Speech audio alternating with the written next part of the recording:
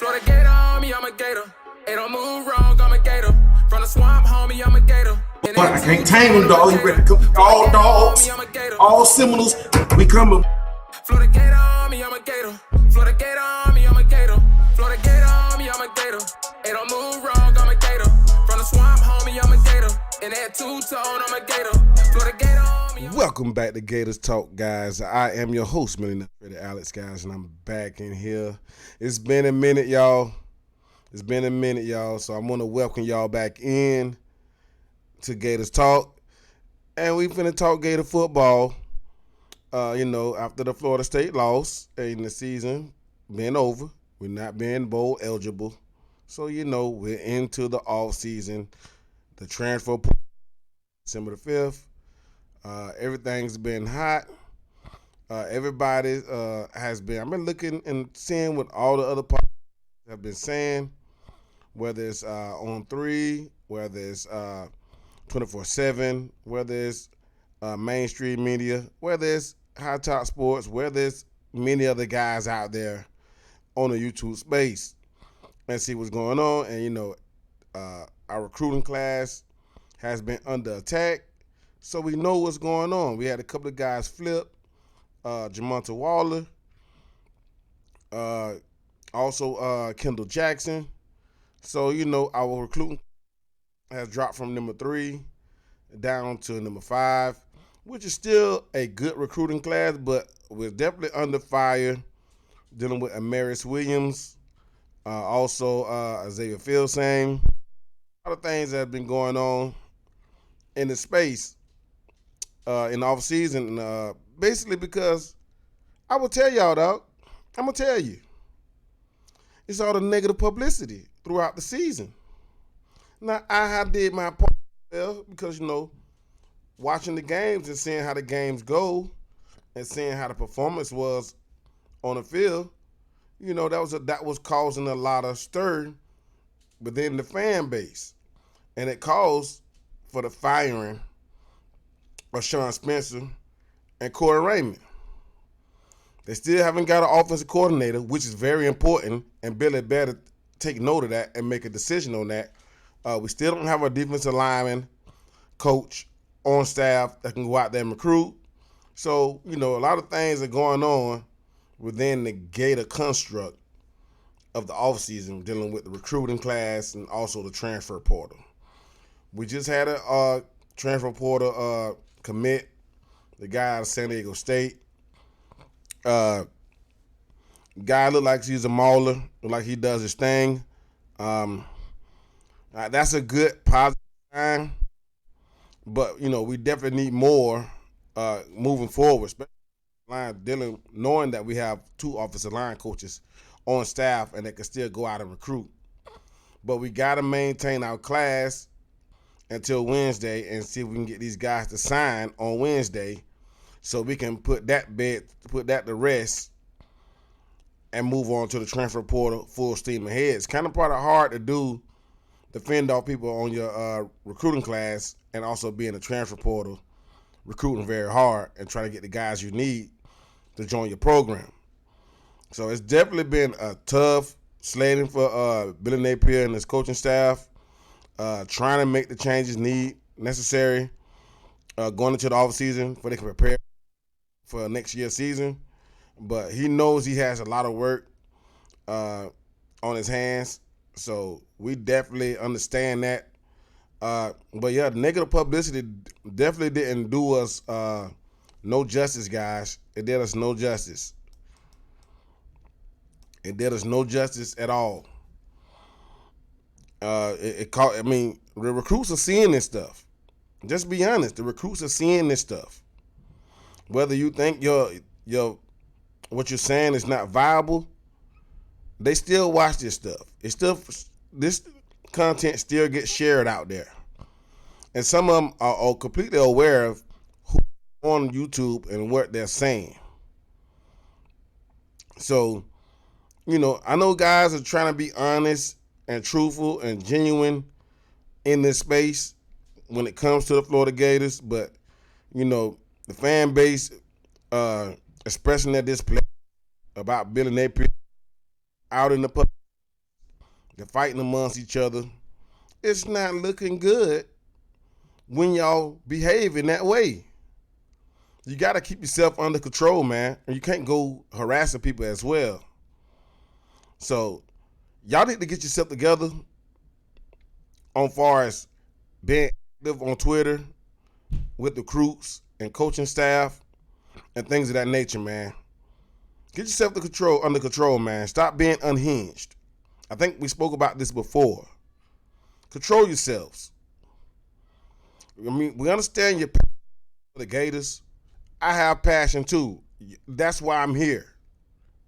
But I'm not going out here harassing coaching staffs and recruit.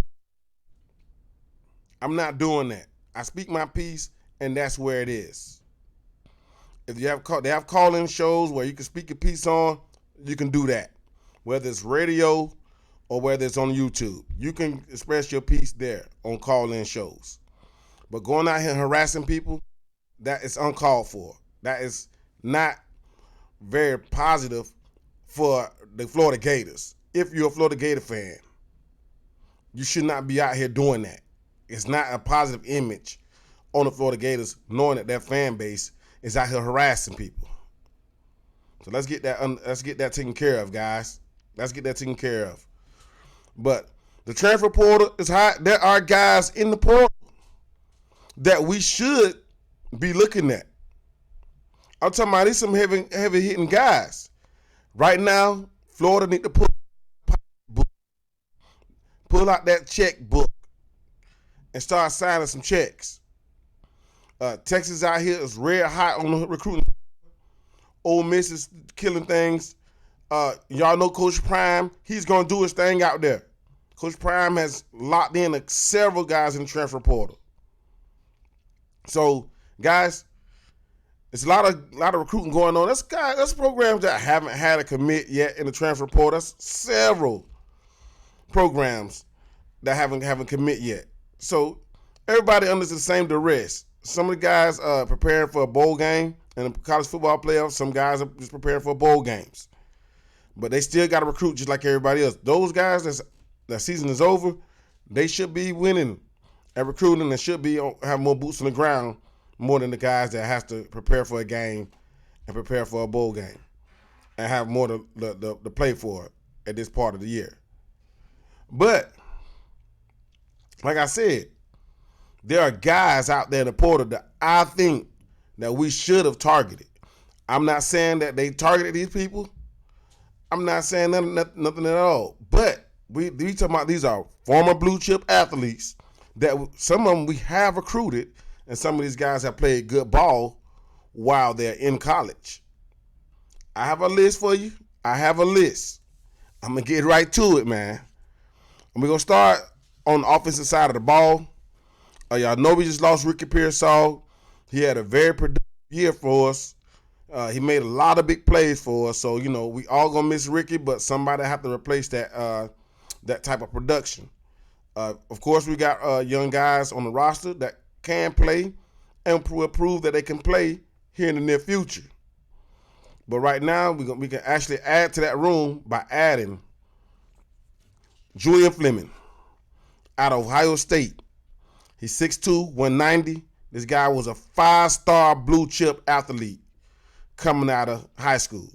And y'all know how Ohio State recruit receivers. They're all 5 stars. Very few of them are 4-star athletes.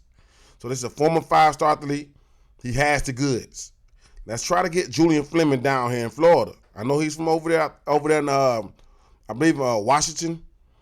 Either Washington or he was out of California. I know he's a West Coast guy. So let's bring him over down south and let him play some SEC football for his senior year. We got Graham Mertz back at the quarterback position, and he's proven that he will hit his receiver targets, especially his main receiver targets, and allow them guys to make plays. But I think he would get better this offseason and working on the deep ball and working on intermediate throws and mid-level throws. I think he's going to get better at that this offseason. Another year in the system. But let's bring in Julian Fleming. Now, y'all know we was weak on the offensive line. We just had a commit on the offensive line. So I do have a few offensive lineman targets. Caden Green, offensive tackle, 6'4.5", 315 pounds, out of Oklahoma. He's a freshman. This was a blue chip athlete coming out of high school. This is a guy that we didn't get, but he's available in the portal right now. And it's a guy that we can bring in and get him to compete with the guys that we currently have on the roster. That's one guy. We have an interior offensive lineman, Chase Bisantis, out of Texas A&M, freshman, 6'4.5", 315 pounds. Interior lineman.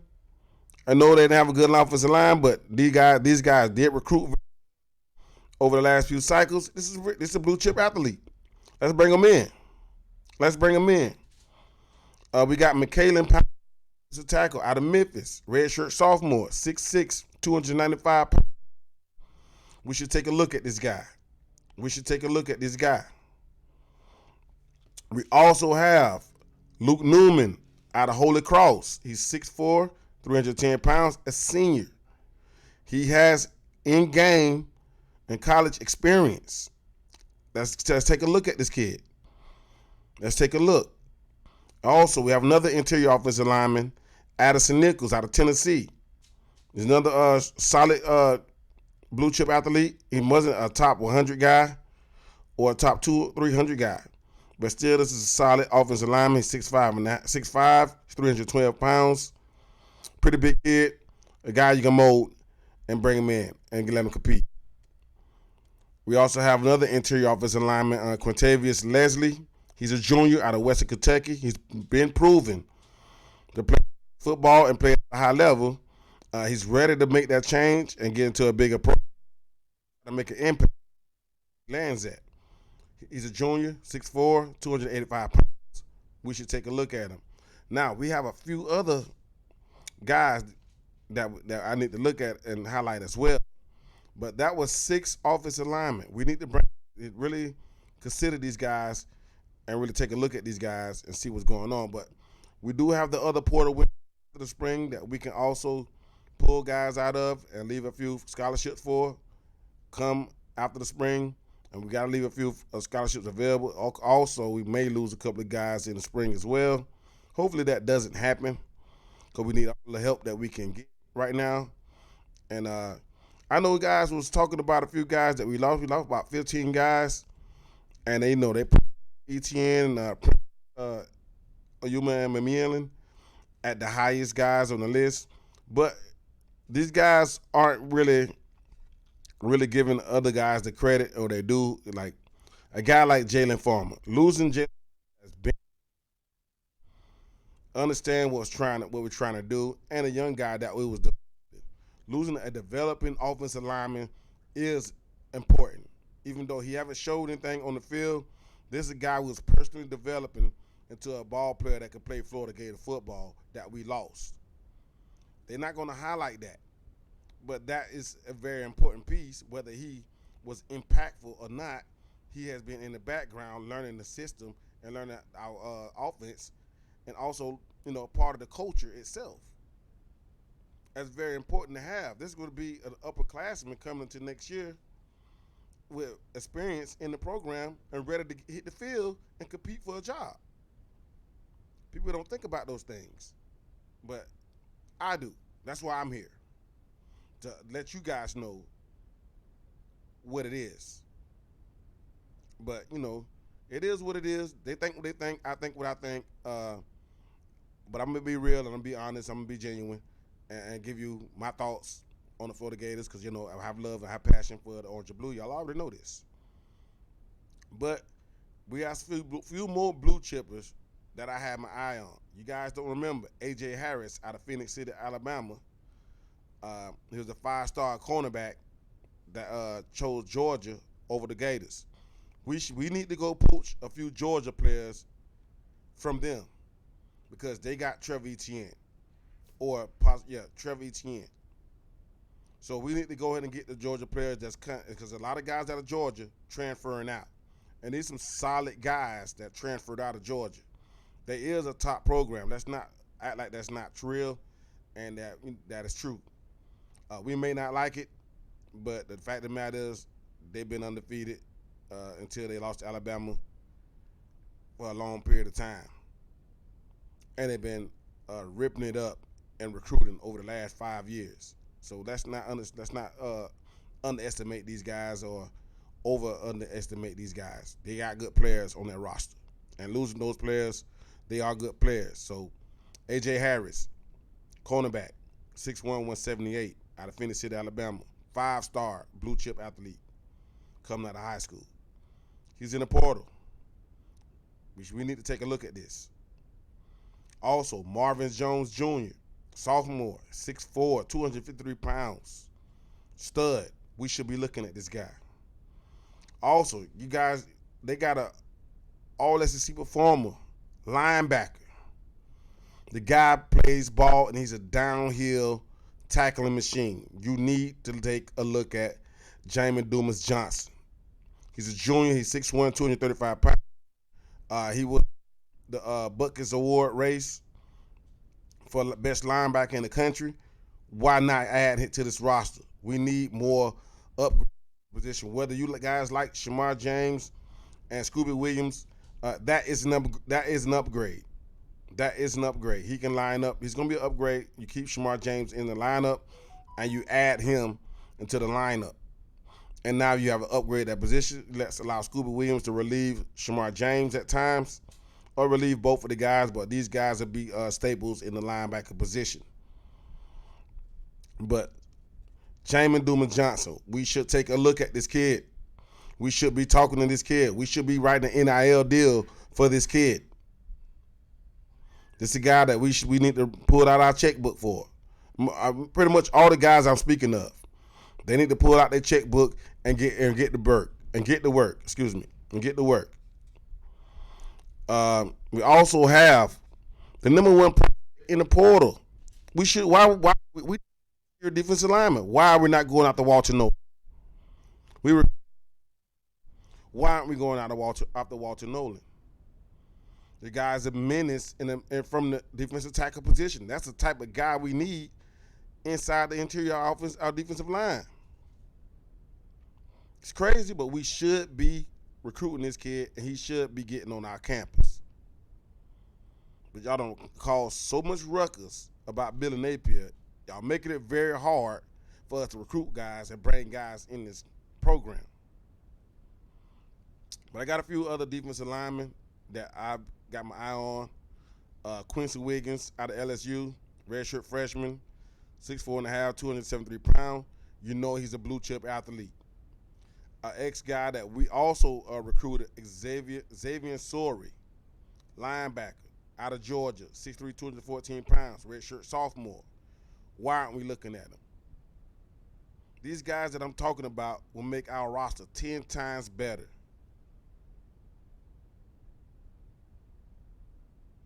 I'm just saying. Also got another defensive guy that I was looking at out of Texas A&M, because we got to poach these guys as well. They're going through a coaching change, so we got to go get the best players we can get from Texas A&M. And that's another player, Fidel Diggs. He's a junior, 6'5", 240 pounds. He caused a lot of havoc when he played defense out there. I mean, they didn't have too many other bright spots on their defense, but their defensive line was a very good class. They maybe didn't play well as a unit, but individually you can see some of the good things that they did on the field. But that's a few of my guys that I had looking out for. And that's a total of 1, 2, 3, 4, 5, 6, 7, 8, 9, 10, 11, 12, 13, 14, 15, 16 guys. Oh, I got 16 guys. I didn't say 2 of them. 2 safeties. This can be either or. We're still young at that position, but we do need to bring another veteran that can actually play above a freshman level. Even though we have good freshmen, they should be able to beat out a freshman for a job and to go out here and teach these freshmen how to play the ball game at the college level. But the guy I was looking at was Kamari Ramsey, redshirt freshman, sophomore, redshirt freshman. He's 6 foot tall, 199 pounds. Or safety Philip Dunham, He's 6'1", 180. He's a sophomore. These are very good players. These are very good players. Why are we not going out here and get the best players to bring into the Florida Gator program and get it implemented into our culture and get it implemented in our program and understand the way we do things down here in Florida? I don't understand why we're not bringing in the best guys. I mean, Billy been doing solid with the type of guys he been bringing in, but at the same time, the record says it all. They were 5-7 last year and 6-6 the year before. So you got to do better. You got to do better. We need big time players. We need big time players to come down here to be Gators. Just plain and simple. Plain and simple. That's what I had on the targets that I was looking at. Of course, there's gonna be more guys in the portal come next semester. But there's a few guys that I had in mind that I think Billy Napier and the coaching staff should take a look at. We definitely have a few guys that we're missing on because we don't have a defensive line coach yet. Hoping Billy Napier make a move on that real soon. I know there's some whispers out there that they probably have their guy they've been talking to, and they're trying to keep it to the chest. Make sure they don't get out there on the media circuit and get flooded into the marketplace. What is being talked about and written about all over the place. And that's, now the fan base knows about it, and that's all on message boards everywhere. So they're trying to keep it close and keep everything in-house so they can, try to reel things in right now because the fan base have made things haywire. Podcasters has made things haywire. You have positive podcasters that are Gator fans or Gator followers that says negative things and positive things. And then you have guys that's not Gator fans that report the Gators because it's a big topic to report on the YouTube channels and the YouTube algorithm.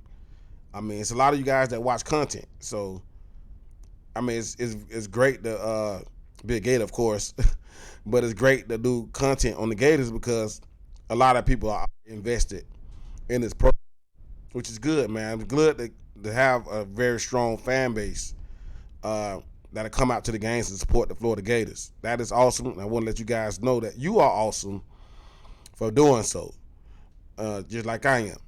But, for those guys out here, making a bad name for us, corral some of your cousins and your brothers and sisters, friends, co-workers. Let's get these guys back in the loop of things and understand what it means to be a Florida Gator fan and how you should carry yourself on public platforms.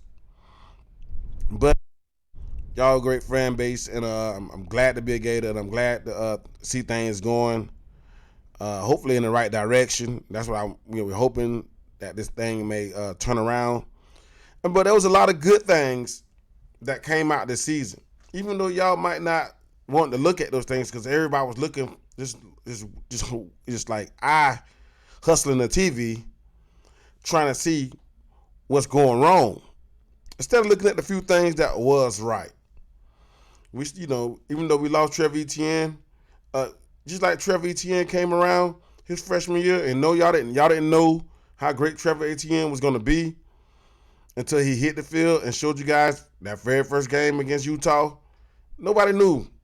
Everybody was hyped up about him because that was Travis Etienne's brother, but nobody knew that he was going to be great as a Gator while he was here. But just like he came in and did his thing, and so did Montrell Johnson, we also have Keenan Daniels coming in. We still have Trayon Webb on the roster. We also have Cam Carroll on the roster.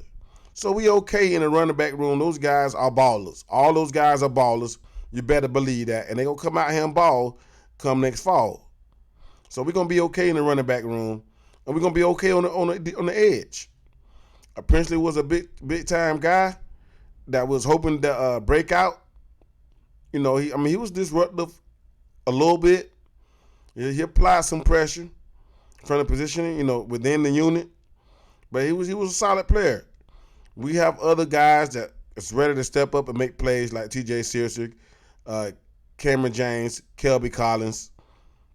There are a lot of other young guys that came out here and stepped up and made plays and can get better and bigger and stronger and better this offseason It's not the end of the world. It's not the end of the world. We're going to get back on track here. And it was a good, like I said, it was bright spots that was on the defensive side of the ball and offensive side of the ball. Khalil Jackson played very well. During the times that he did get the ball targeted to him, he caught majority of his passes. And a lot of those plays was for first downs and a lot of big-time plays on third down when the ball came his way. We know Andy Jean is going to be back.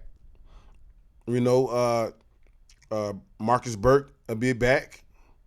Those are guys that can make plays. Marcus Burke made plays during the little time he's seen on the field. Every time he stepped up, he made plays. So we have guys. They're talking like we don't have guys. We have guys. And those were positive things. The offense did start going. We was averaging over 30 points a game over the last few games. Let's just remember that part. Graham Mertz was moving the ball very well. I mean, we sputtered a few times when we needed them to move the ball, but that's in-game stuff. But that was a few little play calling and game management on Billy Napier part. But I think he should be going out and get an offensive coordinator become sometime soon before the spring really kick in the gear. But there was bright spots on his team. The kicker, his brain his name just left my head. Trey Smack. Trey Smack was a bright spot. He can get better. It was his first action. Did he miss some clutch kicks? Yes, he did, and it really hurt us. But he was accurate until those few times he did miss. So, he got another year on his belt to get better. The kicker was good. Hopefully we get a special team coordinator as well on his team to allow this team to get better and be better prepared for next year's schedule. We know the schedule came out. A lot of people have been saying a lot of things about the schedule. Oh, it's so tough. I don't believe that schedule is that tough. On the front half of that schedule, those are a lot of winnable games. Mississippi State, Miami. I think Tennessee somewhere in there. Those are all winnable games. It's not as tough as what y'all making it out to be. I think we got Sanford this time around again. That front half of that schedule is not tough. It's the back half of that schedule that's going to be tough. We got to go to we got LSU got to come to town. We got to go to Texas. We got Georgia. I mean, we have a lot of hard ball games in the end of that year. Florida State. So the end of that schedule is going to be tough. I think that we can still come out, with a 5-1 record, maybe 5-0, going into the Georgia game, 6-0 going to the Georgia game, or maybe a 1-loss team. But I think we can go in that game into Florida Georgia, with a winning record, maybe a 1-loss team. That schedule is not that tough as you guys make it out to be. Y'all are being extra emotional right now. I think y'all need to chill out on that. Calm those little emotions and feelings down. And gather your thoughts and be logical. But that's my quick little spiel right now, guys. I will be back reporting on the transfer portal. Also reporting on recruiting National Signing Day on the 20th here in the next few days. So I will be back in the fold.